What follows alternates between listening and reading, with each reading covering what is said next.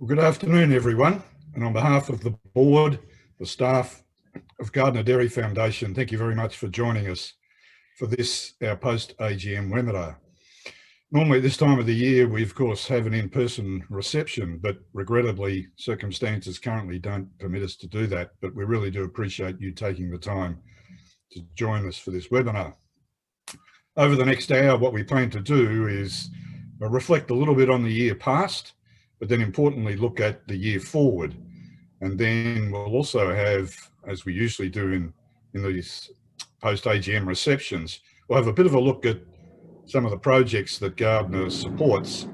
And in that exercise, we'll actually talk to 4 people who have participated in a Gardner project, in which I think you'll find they've got some really interesting stories and impressions to share with us. We'll start off with hearing from our outgoing chair, Bruce Kefford, who will talk about the past year. And then we'll meet our incoming chair, Len Stevens, who will talk importantly about the future and where Gardner Foundation will be aiming to assist the broader industry sector here in Victoria and of course, dairy communities. When we come to the 4 panel people that we'll talk with, I'll introduce Richard Meredith, who will lead that session. But again, thank you very much for joining us. We hope you find this session both informative and particularly our latter session quite motivating. So I'd like to introduce now our outgoing chair, Dr. Bruce Kefford. Over to you, Bruce. Thank you, Clive, and hello, everyone. After what has been a particularly tough period for the dairy industry, we've seen a progressive improvement in dairy farm operating conditions with much better seasonal conditions, reduced feed costs and favourable prices. On the other hand, COVID has brought profound worldwide changes with dramatic impacts on people's lives locally, as well as in global markets. Working effectively together to respond constructively to change is an industry strength that has been demonstrated time and time again. The most recent example is the Australian Dairy Plan, which was launched last month after an extended industry-wide collaborative effort to improve the industry's profitability, confidence and unity. Gardner is proud to have been an active contributor to the development of this plan through leadership, governance, resources and strategic thinking in this vital endeavour. The Australian Dairy Plan is a unique opportunity. It has brought together partners from across the dairy value chain to deliver a single plan with a single set of priorities drawn from the widest industry consultation. It provides a very good roadmap to a more profitable, confident and united future for the industry. It is important to recognise, however, that this plan will only achieve its full potential if everyone in the industry contributes to its delivery. The commitments, the priorities, the actions in the plan will guide the future priorities in the Gardner's new strategic plan. Our newly elected chair will shortly provide an overview of the approach to proactively contribute to the Dairy Plan's goals and priorities. Our 2020 annual report, which will soon appear on our website, has an extensive coverage of the range of activities and services Gardner has undertaken in the 1920 year. I would encourage you to read it, and I would like to highlight a few of the programs described in it. Firstly, in our RD&E program, the Dairy Bio and Dairy Feed-based partnership with Agriculture Victoria and Dairy Australia has continued to perform strongly, built on a truly world-leading science base. 2 exciting examples are new ryegrass varieties that are now several steps closer to commercial release and are displaying some very exciting yield improvements. There are also several new breeding values for animal traits released commercially to Australian dairy farmers via DataGene. These innovations will deliver very significantly to the returns of dairy farmers and, importantly, the wider benefit of the industry.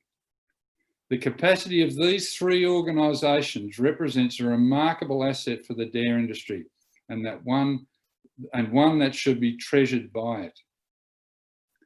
Secondly, in our people and community development program, leadership development is a high priority investment. In 2019 and 20, we supported more than 20 industry people to participate in leadership development programs delivered through the Australian Rural Leadership Foundation, Nuffield Australia, Regional Leadership Australia, the Australian Rural Leadership Program, and the Australian Institute of Company Directors. We also had 27 rural students this year studying with Gardner Tertiary Scholarships that importantly helps them study away from home. I would also like to note a unique aspect of Gardner's role in supporting small Victorian dairy communities through our partnership with the Foundation for Rural and Regional Renewal. Our Working in Dairy Community Small Grants program provided over $121,000 in 1920 to local projects across Victoria's dairy regions that really make a difference. The last year has been challenging for everyone faced with COVID-19 restrictions. And despite the need for us and our many collaborators to work remotely, I'm pleased to say that while a small number of our projects needed to be postponed, we have been able to sustain our industry support activities while discovering new ways of online service delivery that we will continue to use to reach more people.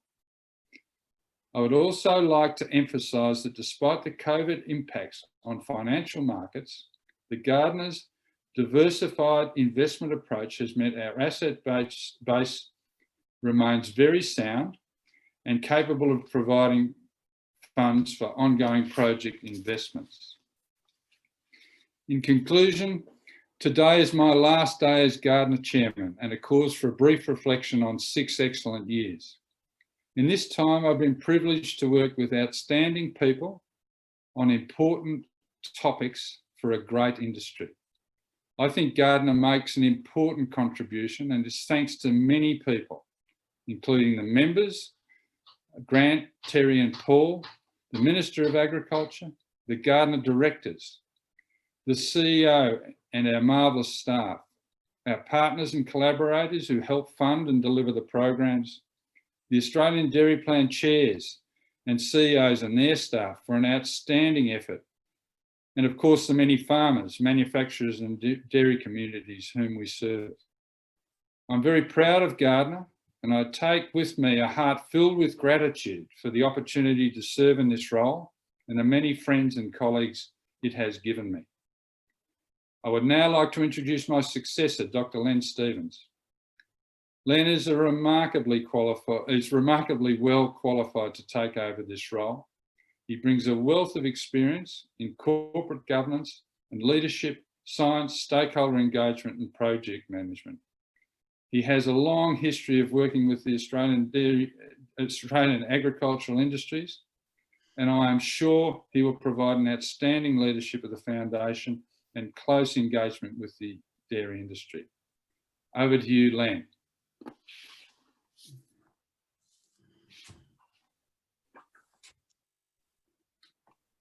Can you see me? Thank you, Bruce, and welcome everybody, and thank you very much for being here this afternoon. I'm really chuffed as my first official duty in this role as chair, which I assumed about half an hour ago, to really sincerely thank Bruce for his exceptional contributions to the Foundation and to the dairy industry. The members said something about Bruce earlier on at our AGM, but I'd just like to take a moment to thank Bruce. He and I worked together off and on over the years for quite a long time, and there are two characteristics that come to my mind when I think about Bruce, and that is strategy and leadership. And over 2 terms as chair of the Foundation, Bruce, you've been instrumental in implementing the Foundation strategy, but also everybody I talk to holds you in the highest respect for the guidance that you've provided to the overall industry, and also the personal guidance that you provide to so many. Not always invited, I would imagine, but nonetheless well-meaning. And in fact, I would doubt that there would be very many people listening today who haven't at some stage been approached by Bruce to say, hey, look, we can do this better, or we can do this bigger, or we can be more innovative. You know, how many of you know have had Bruce in close quarters encouraging you to do that? And more importantly, not only will he encourage you to do that, but he'll then work with you to help find the resources to do it. So Bruce, you've had a profound effect on Gardner. You leave a solid platform and, of course, an enduring impact for the industry. And, of course, if we're all standing around, we'd be clapping now, but congratulations and well done. And I hope we see some more of you. My early life in dairy revolved around dairy farms in Leongatha and Maffra, and for a while I was a veterinary pathologist at the Bensdale Laboratory, servicing the industry from there. I then went astray for a while and worked for the prime lamb industry and the beef industry, wool, and then seafood.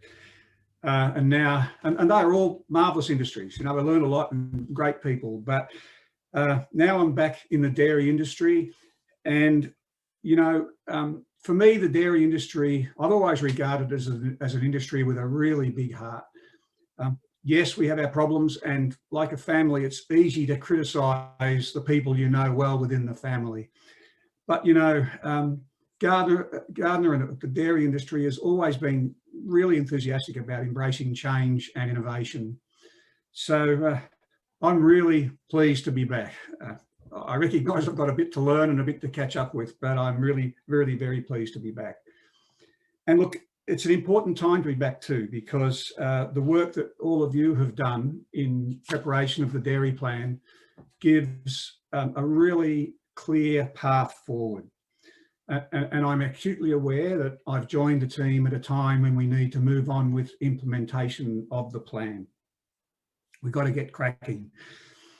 And John Brumby delivered these three words really well in his launch of the plan, the words profitability, confidence, and unity. A really great leadership sort of handle to get behind.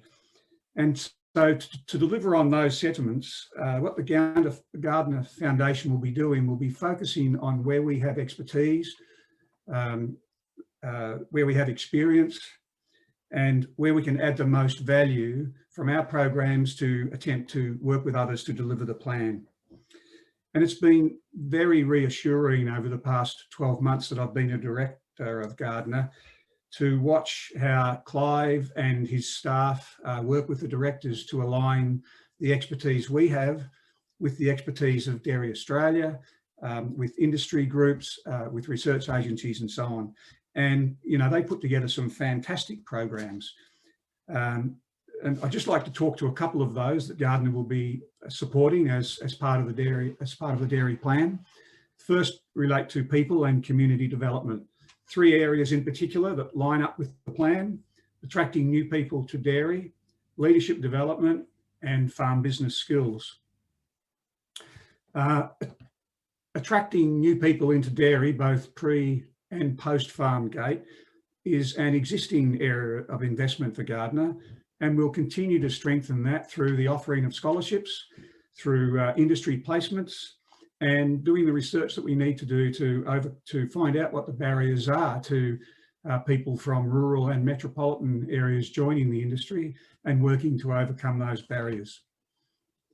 In the area of leadership, again, an area of familiar territory for Gardner, because it's a strong belief that supporting emerging industry leaders is a tried and true way of maintaining a positive culture and a positive industry that can act in unison when it needs to. So we'll continue to put substantial investment into the leadership area. And of course, we have been and will continue to work with other partners on developing the new dairy industry leadership strategy. Farm profitability is one of the key planks of the Australian Dairy Plan, and improving farm business skills is an essential precedent to improving profitability. So over the past year, Dairy Australia and Gardner have been cooperating in developing the Our Farm, Our Plan program. And just to re-emphasise the sort of the three key elements of that strategy or that program is to support dairy farmers to clarify their strategic goals, identify and prioritise the actions that are needed to achieve those goals, and learn how to manage risks and capture opportunities. But importantly, this program, and it's something that makes it a standard, I think, is that it will provide each and every farm with one-on-one professional support. And that support will be tailored to the needs of individual businesses, something that's critical to maximise uptake of these programs. And again, Gardner will be working directly with Dairy Australia in partnership to deliver that program across Victoria. Can I move on to research and development? While the dairy plan is, the dairy plan is quite clear that as we plan transformation of the industry, we shouldn't lose sight for some of the underlying fundamental programs that occur that back up the industry. And research and development is a key one of those, and it's Gardner's highest area of investment. So we'll continue to invest in R&D with a passion. And again, it's been very pleasing to see Gardner in operation, seeing the way in which they make sure that, or we make sure that those R&D programs have a clear path onto farm to increase on-farm profitability. And I've been fortunate to see a lot of R&D programs all over the world, and I can sit here and just confidently say that Dairy Bio and Dairy Feedbase are two of the best programs I've ever seen, both in the way in which they're put together by the venture partners, the quality of the people, the scale of the resources, and the outputs that they have delivered and will continue to deliver. So those programs are being updated in consultation with the joint venture partners, and we will definitely continue to invest in those programs.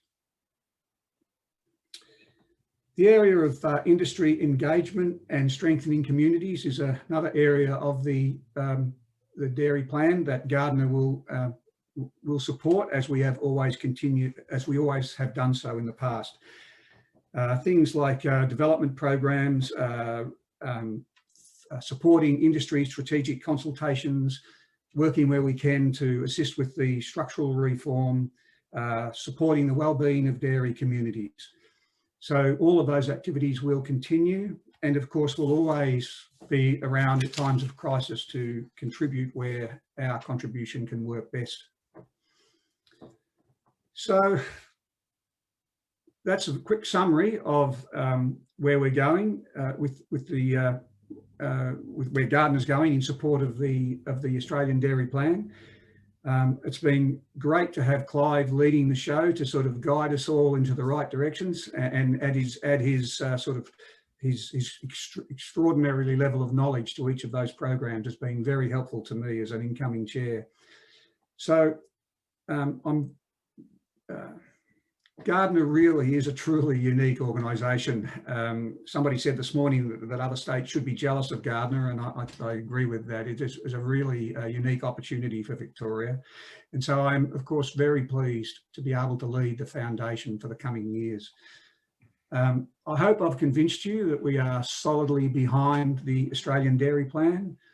And I can assure you that our desire to collaborate in its introduction, in the introduction of that plan, is very strong, both amongst staff and around the board table. And I hope to meet many of you in person just as soon as we can get over this horrible COVID thing. Thank you very much.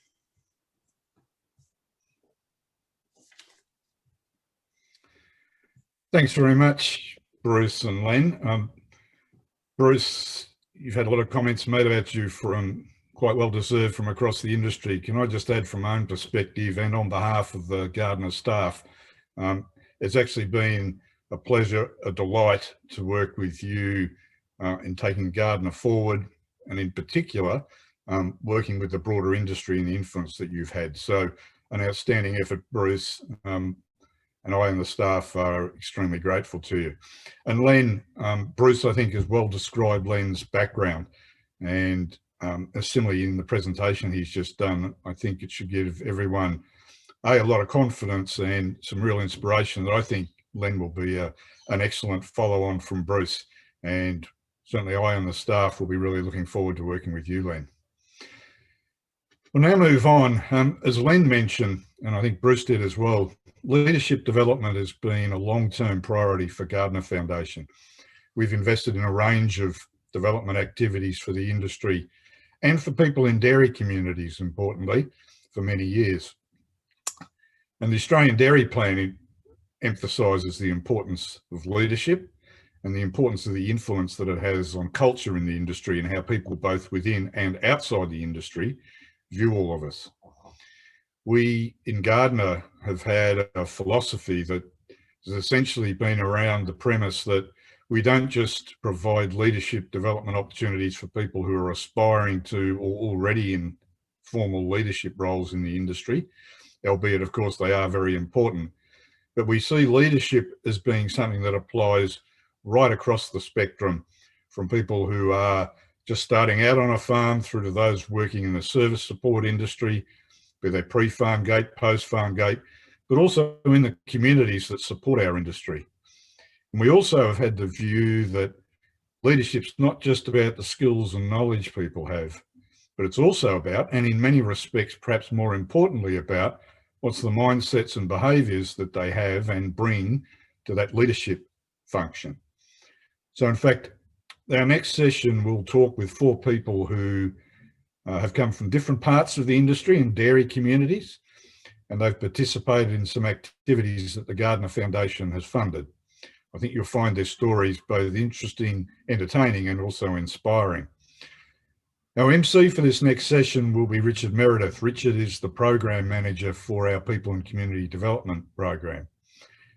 Richard will introduce the 4 people. He'll also describe the approach to the process and the opportunity that you will have for asking questions of the people. And he'll be supported in that Q&A element by Amabel Grinter, who is our project coordinator for the People and Community Development program. So over to you, Richard.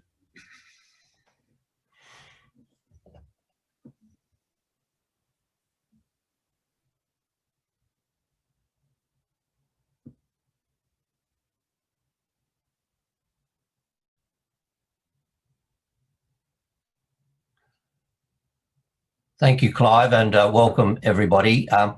Before we start, if I could just do a little bit of housekeeping.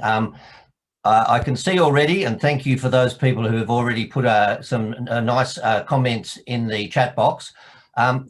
If you run your cursor along the bottom of your screen, you'll find a button that's called Q&A. Now that's the button to use if you'd like to ask any questions of the panel or the 2 chairs or Clive at the end of the panel session. All you need to do is simply type your questions into the panel when you touch the Q&A button, and then we'll pick them up and Amabel and I will work through those at the end of the session. So thank you very much, and let's make a start. So as Clive has said, this session is largely about leadership. And the first statement I want to make about leadership is that it is a real conscious learning journey. And I think for many people, this may come as a surprise. Many people think leaders are born, not made, though I think that's changing a lot. But leadership, we find now, is very much like other life skills, whether it's milking cows or playing football, that it can be learned and it can be improved on. And this is probably the most important change that we're seeing in leadership development today. And that is the idea that leadership is for everyone and is a never-ending learning journey. The legendary US industrialist Jack Welch once said, "Before you're a leader, success is all about growing yourself. When you become a leader, success is all about growing others." Today, we're going to explore a little of that learning journey with our panel. Our panel is made up of 2 people who've undertaken formal leadership training under Gardner-sponsored programs, a leadership development facilitator, and a young dairy farmer who's not yet undertaken formal leadership training, but is building leadership skills and knowledge in her workplace. So let's start with Susie Jacobs, a former dairy farmer living in a dairy community in Northern Victoria, and Stuart Crosswaite, a dairy farmer from Northern Victoria, or Northeastern Victoria, I'm sorry. Welcome to you both. Susie is currently completing the Loddon Murray Community Leadership Program, and Stuart is currently completing the Australian Rural Leadership Program. So my first question is to you both, and I'll put it in order for you, but thinking back before you decided on your leadership training program, how did you think about leadership and yourself as a leader back then? If I can start with you, Susie. Welcome, everybody. Thank you for having me today. The way I see leadership prior to doing the leadership program was a really quite distorted view. And I seen I felt leaders were well-educated, dominant, ego-driven extroverts that led from the front. And doing the leadership program, I soon realised that,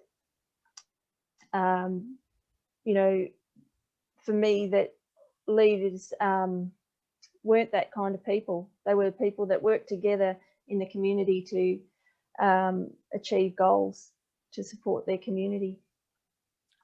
Thank you, Susie. And if I could cross over to you, Stuart. So what was your thinking about leadership and yourself as a leader back then?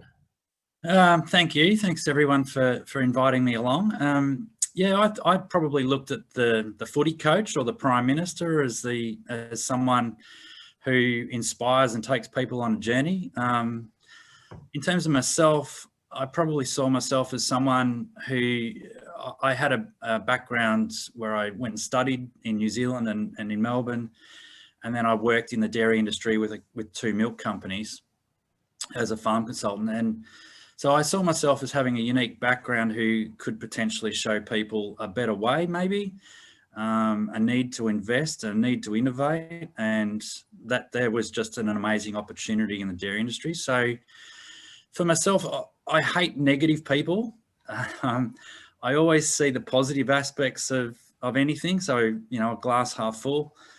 But we do tend to get a lot of that, you know, that negative stuff. And I think every industry has a large gap between good and bad operators. And I was lucky to, I suppose, experience all of that in my previous careers before going farming. And I see the opportunity that the industry has in front of it. And I suppose I see myself as someone who can potentially open people's eyes to that opportunity.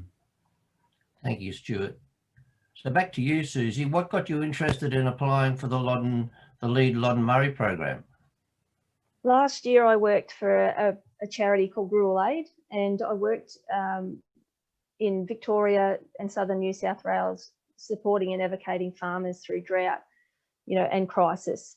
I found it a really negative space, and I started to burn out. So I decided to take some time off from that space and look at personal development and work on myself, you know, and make positive change within the community. So I had quite a few people say to me, Suze, you should do a leadership program. So I contacted the Loddon Murray leadership program, and I was successful in obtaining a Gardner Foundation scholarship, and that started my leadership journey and my journey into positive change in rural communities and agriculture. So I'm really grateful and very fortunate for having the scholarship, and it's been an absolute life-changing experience. Thank you, Susie. What about you, Stuart? What prompted you to apply for the RLP scholarship? ARLP. I see the opportunity I have as a leader, and when in a leadership role, to be more inclusive and dynamic, to utilise the skills of the people and the experience, of the people around me. I suppose I was thrust into leadership roles, and I was really probably leading by example and not being that inclusive. And part of the ARLP is really about understanding yourself a bit more. So I've concluded I have a personality that is about getting the task done and quickly moving on to the next one. And sometimes I think that's at odds with some of the personalities maybe in the room or working with me. So I think people see me in leadership roles because I get the job done right. But I feel sometimes I'm probably not bringing them along with me. So I need to get better at that. And I think the great thing with the ARLPs is there's an alumni, and we're just lucky to have a lot of alumni in our region, and a lot of them prompted and pushed me to have a crack at it. Lovely. Thank you, Stuart. I'll just now go to Jude Hannah. Welcome, Jude.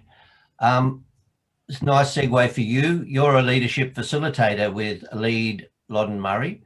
What do you see as the most important benefits of leadership development training? And perhaps you can, while you're answering that, give us some examples, even how you see Susie's development as a leader. I'm sure she won't mind, over the past 9 months in the course.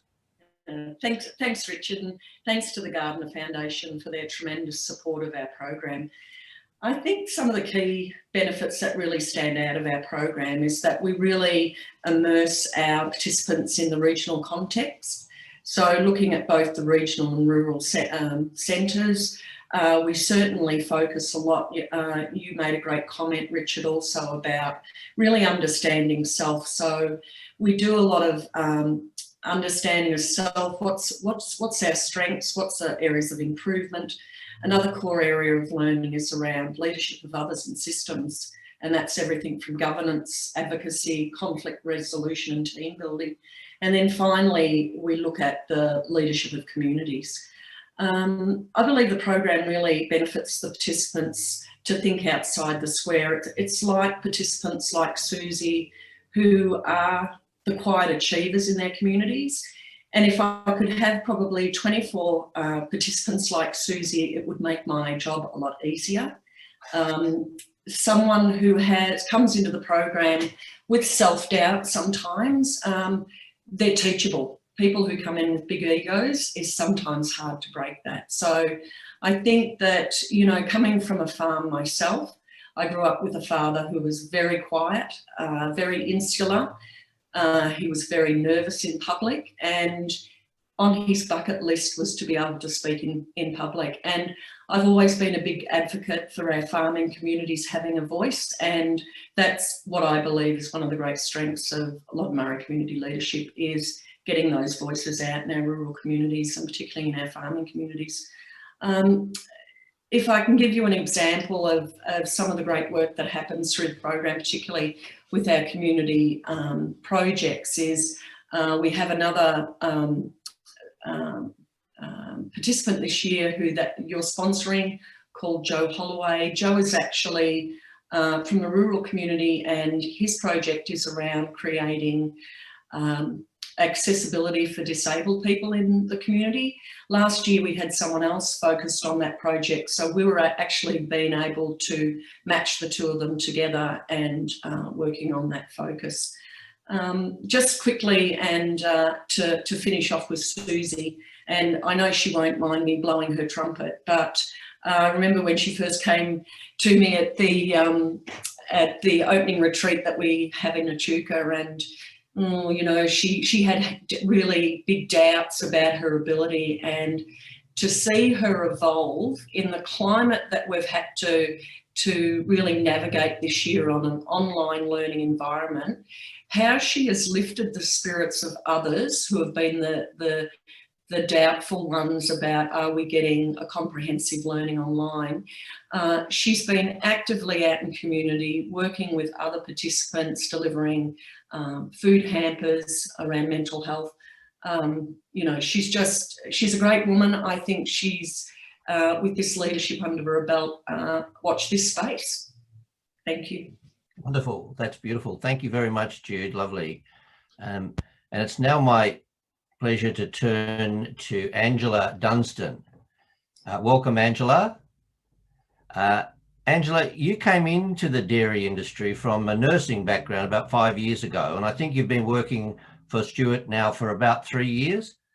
So can you tell us what's changed in the way your team works together, and how has that been for you? Thank you, Richard. A few things have changed as we've established a core set of values that as a group we came up with. Teamwork is very important value to me, and as a group we have developed a better understanding on how to communicate together, especially using our phones with Google Sheets and a WhatsApp, as we are rarely all together in one spot at the same time. Stuart has also given us specific work titles that have individual area of responsibility. My work title is herd manager, and in that role, all the other staff can come to me as a first point of call. This gives me a sense of ownership in my specific area, but Stuart as the leader is always there for advice and guidance. This has made me feel valuable to the business. I think having a responsibility of being the herd manager has definitely developed my leadership skills. I've always been one that stands back and lets others make decisions, but Stuart has been a great teacher with great knowledge that he's willing to share. He pushes me to learn and take on more responsibility. He supports me and is encouraging. Thank you, Angela. That's great. And I was going to ask you another question, but I think you've answered it, which is the question. I mean, you do see yourself much more as a leader now than you did a year ago, don't you? Yeah, definitely. Yeah, great. And I think you illustrated that through your responsibilities and the way your team works together. So that's great.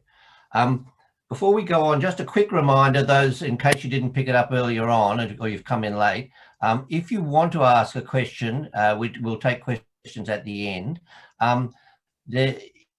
Please put them into the Q&A. Now that's at the bottom of your screen. If you run along the bottom of your screen, you'll find the button there. And the Q&A is the place to write questions, and then we'll try to answer as many as we can at the end of the session. Thank you. Now, if I can just circle back to Susie. Susie, can you give us an insight into how your thinking about leadership has changed? You made a big statement about what you thought a leader was before you started earlier, and thank you for that. So how's your thinking about leadership changed through doing the program, about what leadership is? Thanks, Richard. Look, I now see leadership as working together to empower and inspire others for positive change, and that we're all equals, and that I am worthy now. You know, I had so much self-doubt last year, and I was leading through community, and that self-doubt probably contributed to me burning out. And the leadership programs taught me to look after my well-being, understand who I am, and that way I can understand others. And it's given me that confidence to step up and take on things that I normally wouldn't do, because I would have that negative bias in my head saying you can't do it. Whereas now I can, I have the confidence to say yes, I can.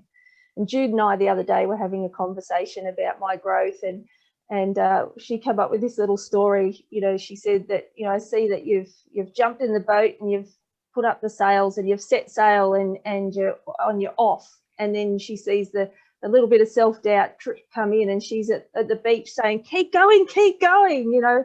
Yeah. So, you know, now I'm keeping on going. I'm not actually on the beach anymore.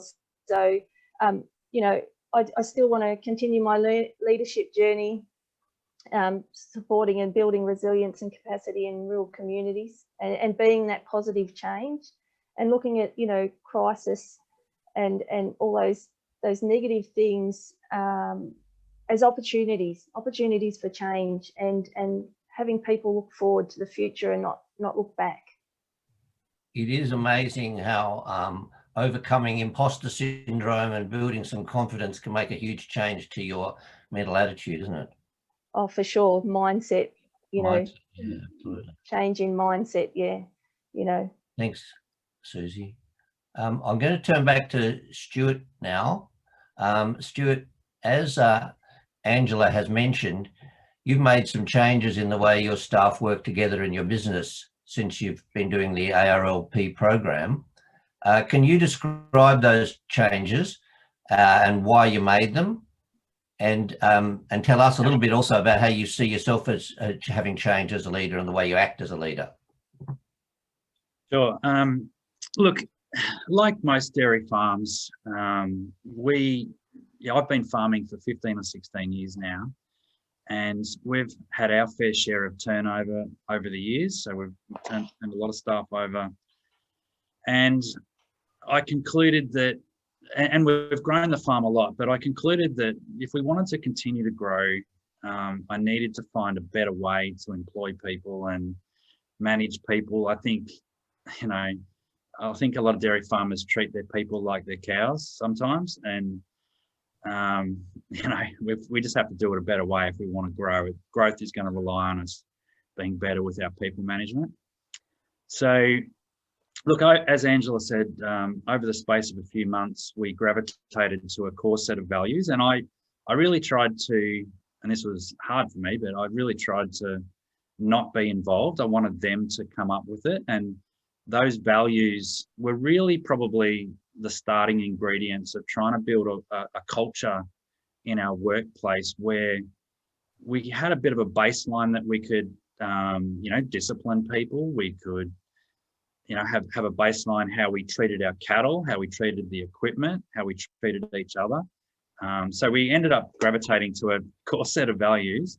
I think it's worth Ange telling them what they were, but so honesty was one of them. So, being honest with each other and not hiding, if you smashed the tractor or you, did something that you're not proud of, being honest about it. Teamwork. So I think a lot of dairy farms, and maybe in agriculture as general, we have very small teams. So teamwork's critical. Respecting each other. So I think part of that respect is if Ange tells me something personal, that I don't go and then spread that to the other couple of members, because then you've got a toxic workplace. Attention to detail and diligence. So I think running a really good business, dairy business, requires attention to detail with everything. So that was a pretty important ingredient. But I think that the main one for me is that I think for a long time, I was making all the decisions, and it's draining on me, but also not valuing the people around me. So the last one we came up was creativity and innovation. So I'm investing in 3 people. Why don't I use their brains and their intelligence and their ideas about innovation? So yeah, it's been a good sort of set of values. And the last one's education. So if I've got people that are learning, they seem to be more engaged, and so I've got a unique background where I can teach them about the science and various aspects of farming. So from that, we set up a structure where underneath me we have an assistant herd manager, an assistant maintenance manager, and an assistant feed manager, and they all report to me. So there I'm now acting more as a mentor, more as a facilitator and an educator. And the farm can now operate without me present. And I think it's given the people more confidence amongst themselves to solve problems and initiate solutions. And at the end of the day, it's bloody tiring making all the little decisions, and being able to walk away and know that the farm can operate by itself and you've got really capable people, it's so satisfying. Thank you, Stuart. And I'll flick back to you, Angela. I should have asked you what the values were before, Stuart, but anyway, Stuart's given us the rundown. I am interested, though, to know your reflections on those values, or any particular values that you found particularly valuable in your work.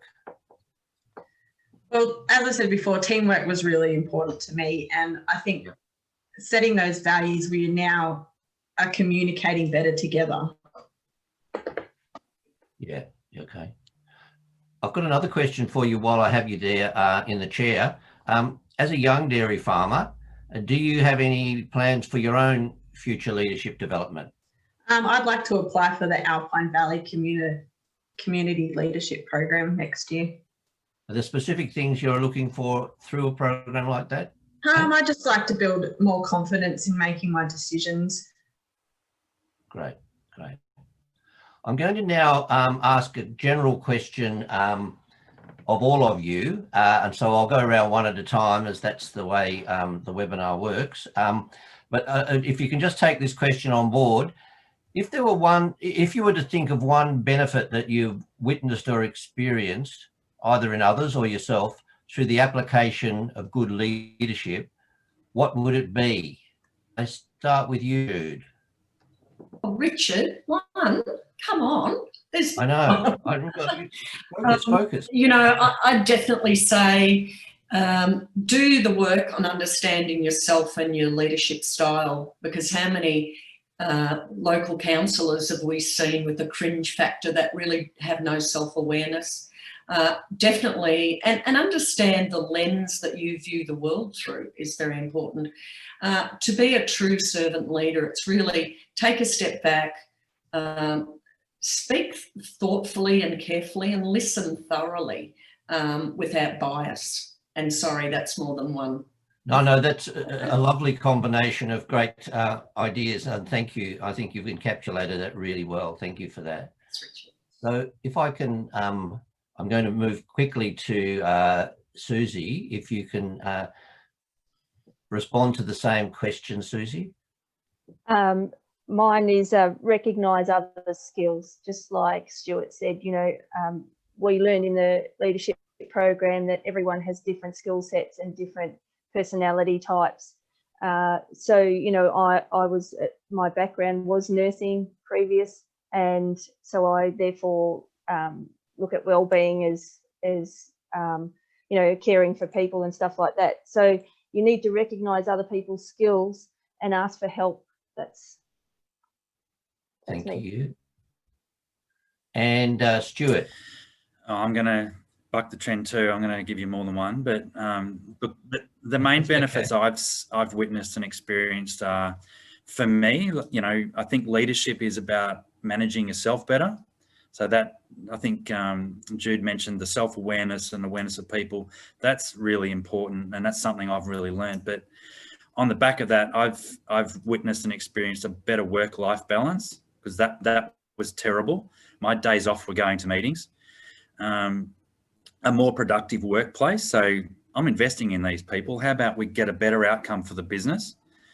And satisfaction levels, like, you know, our cows are happy. We do a great job with them. Why aren't our people happy?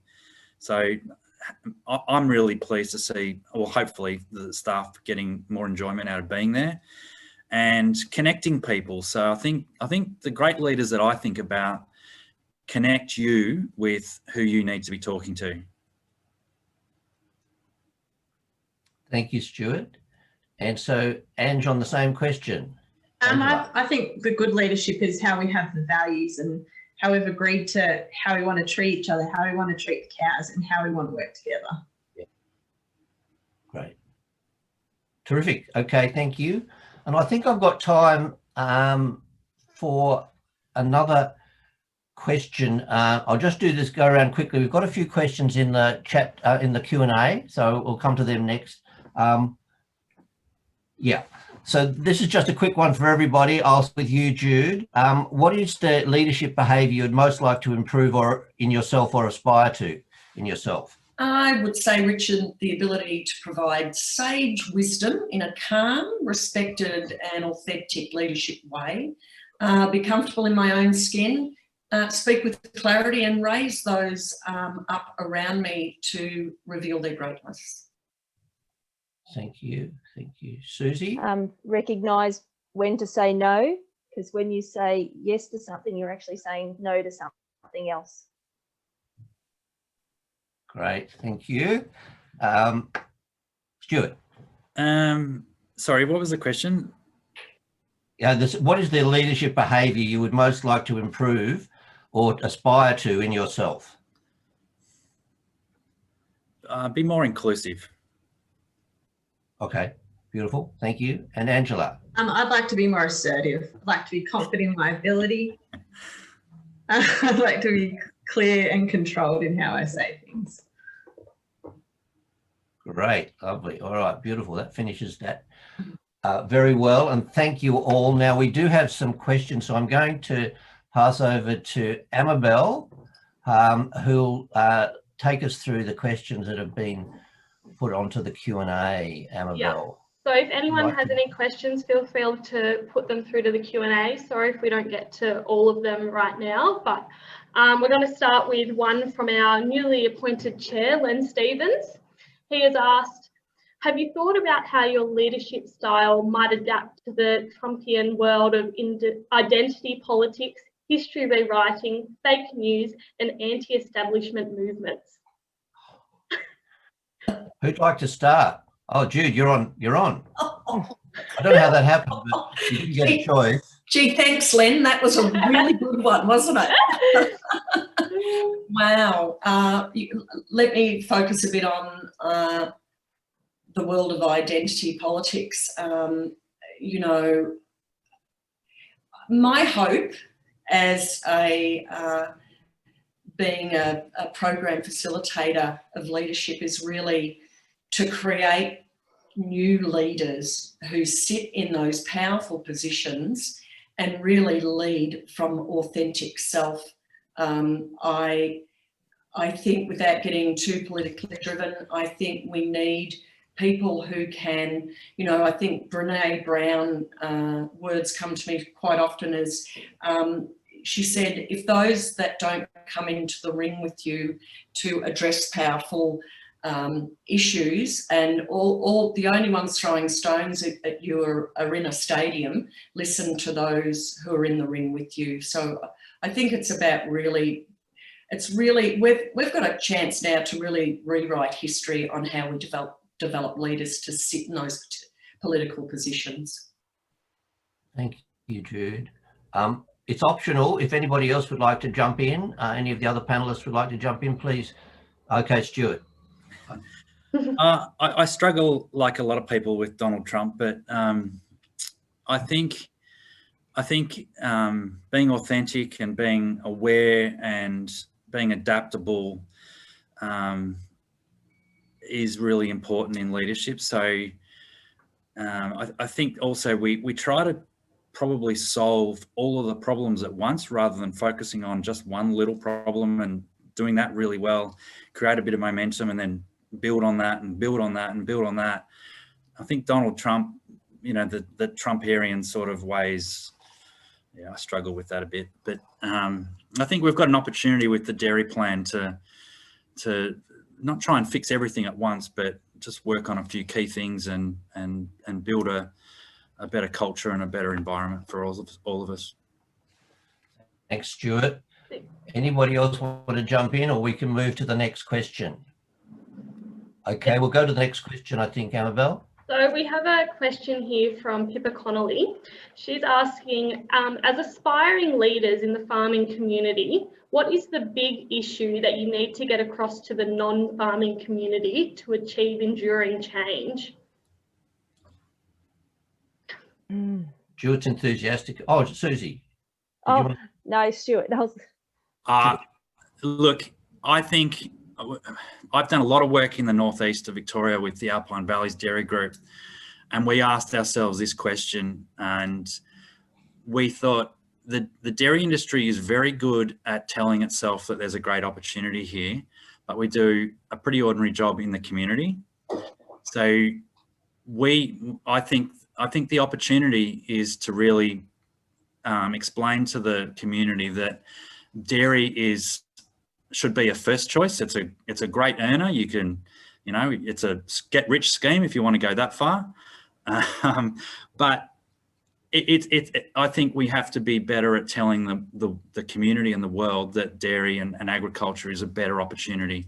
It shouldn't be a last choice. In New Zealand, young people aspire to be dairy farmers. I don't see why we don't have that culture. So my goal with all of this is to get to that point where it's first choice rather than last choice.